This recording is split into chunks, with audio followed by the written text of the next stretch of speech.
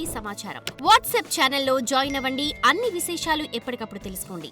ఇప్పుడు ఏదైనా ఒక పని మీద బయలుదేరినప్పుడు ఉదాహరణకు బండి ఆగిపోవటమో, పంచర్ అవ్వడమో, లేదా అనుకోని ఇబ్బంది ఎదురవ్వడమో, ఇలా ఉంటున్నప్పుడు మనం వెళ్ళాల్సిన పని అది కాదు, మనం వెళ్ళాల్సిన ప్లేస్ అది కాదు అని అనుకోవచ్చా? అలా కాదు తల్లి. దాని శకునాలు ఉంటాయి. దాని శకునాలు వాహన ప్రయాణ శకునాల్లో తీసుకోవాలి. ఇప్పుడు ఇంట్లోంచి భర్త బయలుదేరుతున్నాడు, తుమ్మొచ్చి ఆగిపోవటం. మీరు ఒక్కరు వెళ్తారా? వెళ్తాకి కుదరదు, నేను కూడా వస్తా. నన్ను తీసుకెళ్లకుండా మీరు వెళ్తారా? మీ పని ఎలా అవుతుందో చూద్దాం. ఇలాగా కొన్ని విషయాలు మాట్లాడతారు ఇంట్లో. లేదా రహస్యంగా చెప్పకుండా వెళ్ళిపోదామని ప్రయత్నం చేస్తుంటారు. లేదా అబద్ధం చెప్పి నేను ఇది చేసేస్తానా అది చేసేస్తానని చెప్పి వెళ్తారు. ఇలాంటప్పుడే అలాంటివి జరుగుతాయి. ఓహో, చెప్పేది ఒకటి చేసేది ఒకటి. అలాంటప్పుడు మాత్రం ఈ విధానాలు జరుగుతాయని చెప్పేసి ప్రామాణికంలో తీసుకుంటూ ఉంటాం. అడుగుతుంటారు, గురుగారు నేను ఎప్పుడు బయలుదేరినా బండి ఆగిపోతుందండి, బండి కంప్లైంట్ కాదండి, ప్రయాణం కంప్లైంట్. గురుగారు, మనిషి రుణ బాధల్లో చిక్కుకుపోవడానికి శకునాలకు ఏమైనా సంబంధం ఉందా? మనిషి రుణ బాధల్లో చిక్కుకుపోవటానికి శకునాలకి 100% సంబంధం ఉంది. రుణం అనేటువంటిది ప్రతి జీవరాశిని బాధపెట్టేది. ప్రస్తుత ఇప్పుడు మనకున్నటువంటి మనుగడలో మనం రుణం అనగానే మనకు గుర్తొచ్చేది ఏంట్రా అంటే అప్పు. ఈ అప్పు ధనపరమైన అప్ప, బాధ్యతపరమైన అప్ప, లేకపోతే ఆస్తిపరమైనటువంటి అప్ప, లేకపోతే కుటుంబపరమైనటువంటి అప్ప, బిడ్డల పరమైనటువంటి అప్ప, సమాజం పరమైనటువంటి అప్ప, లేకపోతే నీ సేవా దృక్పథంతో కలిగినటువంటి అప్ప, అనేక రకాల రుణం అంటేనే అప్పు. అవును. కాబట్టి అన్ని రకాలని కూడా రుణానుబంధాలనే అంటారు. ఈ అప్పులు మనిషి చిక్కుకుపోవడానికి శకునాలు 100% ఫలిస్తాయి. 100% ఖచ్చితంగా ఉంటాయి. ఆ వ్యక్తిని తీసుకోండి, ఆ వ్యక్తి కూడా అప్పులు ఉన్నాయి. ఒక 20 రోజుల క్రితం కూడా అప్పు చేశాడు. ఎందుకు చేశాడు అని అంటే రుణ బాధలు. ఎందుకు అలా చేయాల్సి వచ్చింది? ఆ సమయానికి డబ్బులు సమకూరక, అప్పటి వరకు చేతిలో ఉండి ఖాళీ అయిపోవటం, అప్పటి వరకు వ్యాపారం బాగా సాగి ఆగిపోవటం, ఈ నెలంతా నిల్వలో ఉండి వచ్చే నెలంతా అప్పు పాలవటం, ఇవన్నీ రుణబాధల్లోకి వస్తాయి. అసలు ఎందుకు వస్తాయండి ఇవి? ఎందుకు వస్తాయి రుణబాధలు?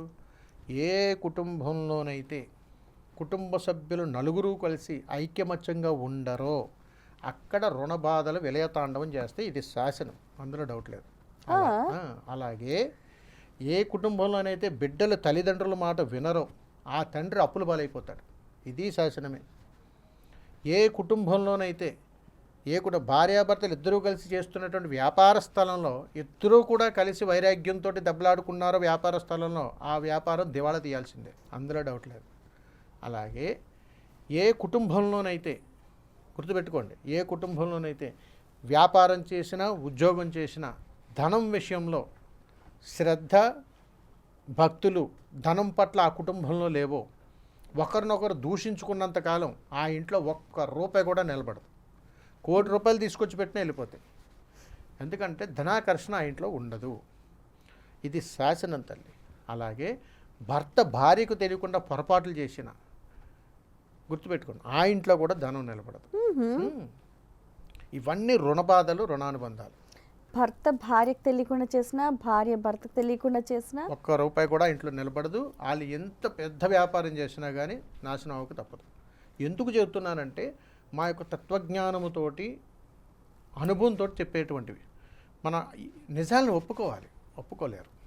అమ్మ మీరు ఇలా అని మనం చెప్పినా తీసుకోలేరు. అప్పులు బాలైపోయానండి. ఎందుకు అయిపోయావు? అప్పులు అయిపోయావు. స్వయంకృత అపరాధాలు చాలా ఉంటాయి. అలాగే ఇప్పుడు ఉదాహరణకు ఒక అప్పు కోసం మీకు చెబుతాను, జాగ్రత్తగా గమనించండి. నేను ఒక బ్యాంక్ లోన్లో అప్పు తెచ్చుకుందామని అనుకుంటున్నాను. బ్యాంకుకు బయలుదేరుతున్నా, అప్లికేషన్ పెట్టాను, వాళ్ళు రండి అప్పు తీసుకుందరు కానివ్వండి అని అన్నారు. సరే అని చెప్పేసి నేను బయలుదేరా.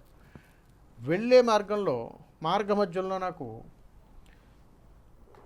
మురికి కాలువలో పడిపోయినటువంటి జంతువులు, ఒకవేళ నా కాళ్ళకు పాదరక్షకులు నేను ఏదైనా కాలువ దాడుతూ ఇబ్బందులు, ఆ వెళ్ళేటువంటి సమయంలోనే ఎవరైనా యాచకుల్ని నేను తిట్టడం, చేయి ఖాళీ లేదు వెళ్ళిపో అని చెప్పేసి బిగ్గరగా మాట్లాడటం, ఇంకా కొద్దిగా ఎదరకపోతే గ్రద్దలు రాబందులు పైన సంచారం చేయటం, ఇంకా కొంచెం ఎదరకపోతే ఎక్కడైనా మనకు ఎదురయ్యేటువంటి సందర్భాల్లో కాకులు కానీ ఏదైనా వచ్చి తల మీద తన్నటం, భుజాల మీద తన్నటం, తాకి వెళ్ళటం, మనం తీసుకునేటువంటి వెహికల్స్ ఏదైతే వేసుకుని వెళ్తున్నామో దాని మీద అవి మల విసర్జనలు చేయటం, అప్పుడే మల విసర్జనకి ఎవరైనా వెళ్ళిన వాళ్ళు మనకి ఎదురై రావటం గుర్తుపెట్టుకోండి. అదేవిధంగా ఈ బహిష్టు సంబంధించినటువంటి స్త్రీలు ఎదురు రావటం, ఇలాంటి పనుల్లో మన ఇంటి దగ్గర నుంచి బయలుదేరి బ్యాంకుకి వెళ్ళే మార్గ మధ్యలో ఎవరైనా మనకు తారసపడితే ఆ పనులు వాయిదా పడతాయి. మనకు తెలియదు కదా గురుగారు, వీళ్ళందరూ ఎదురొస్తే అవునో కాదో మనకి ఎట్లా తెలుస్తుందంటే, అంతకుముందు నువ్వు చేసినటువంటి స్వకర్మల ఫలం ఈ కర్మఫలం. అంతకుముందు నేను వీళ్ళందరికీ అపశకునంగా వెళ్ళా కాబట్టి నేను శుభంగా బయలుదేరి వెళ్దామన్నా నాకు వచ్చేటువంటి అపశకునం ఎదురవుతుంది అని అర్థం. అందుకని మనకు తెలుసుండగా ఒకరికి హాని చేయొద్దు అని అంటాను. అంటే నేను బయలుదేరేది మంచి మనసుతో నేను బయలుదేరుతున్నాను, నేను వెళ్ళేటప్పుడు నాకు ఎంతమంది ఎదురొచ్చినా వాళ్ళందరికీ మంచి జరగాలి అనే ప్రయాణం నువ్వు గతంలో చేసుంటే ఈరోజు ఈ కర్మ నువ్వు అనుభవించవు. అందుకని దీని నుంచి ఎవరు తప్పించలేరు అని అంటాం. అందుకని వారు ఎంత ప్రయత్నం చేసినా అది అవ్వదు పని. ఎందుకు అవ్వట్లేదంటే ఏదో ఒక పేపర్లోటో ఇంకోటో అవుతుంది, అసలు గమ్యానికి చేరుకోలేరు. ఇది ఈ రుణానుబంధాల్లో ఉంటుంది. ఉదాహరణకు తల్లిదండ్రులు ఆస్తి రుణం తీసుకుందాం. వీళ్ళ ఇంట్లోనేమో మూగజీవాలు పెంచుతారు, కొంతమంది పక్షులు పెంచుతారు, కుందేళ్ళు పెంచుతారు, పావురాలు పెంచుతారు, లేకపోతే కోళ్ళు పెంచుతారు, రకరకాలన్నీ కూడా మూగజీవాలన్నింటినీ పెంచుతూ ఆనందపడుతుంటారు. కొద్ది రోజులు వాటిని చంపుకొని వాళ్ళు కూడా తింటారు. ఇలాంటివన్నీ జరుగుతాయి.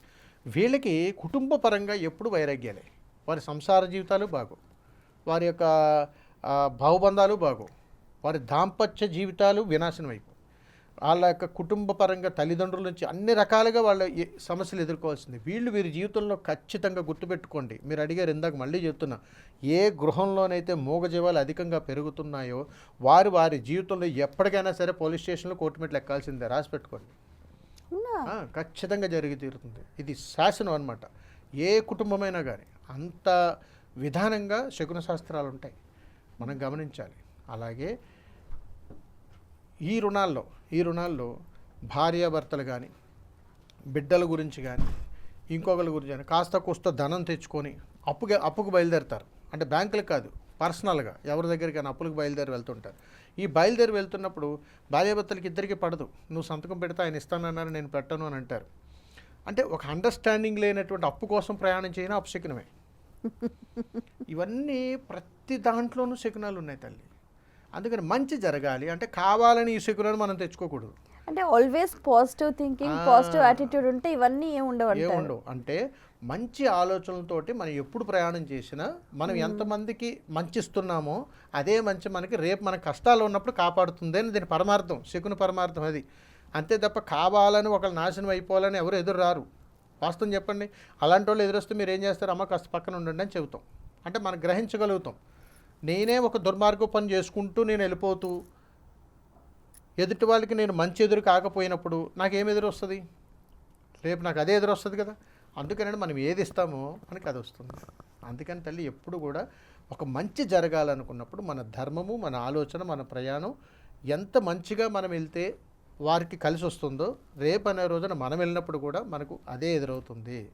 అందుకని ఎప్పుడు కూడా ఇప్పుడు నేను బాధల్లో ఇబ్బందుల్లో నడుచుకుంటూ వెళ్తున్నాను, ఎదుటివాడు పాప ఏదో మంచి కార్యం మీద వెళ్తున్నాడు, నేను అతనికి ఎదురయ్యాను, అతనికి జరగదు. ఇక అదే అతను ఎదురైనప్పుడు నా మనసులో బాధ ఉన్నా నేను నవ్వుతూ చిరునవ్వుతో దాన్ని పలకరిస్తూ ఆయన ఎలా అని అన్నాను అనుకోండి, కాస్త కూస్తూ ఉపశమనం కలుగుతుంది.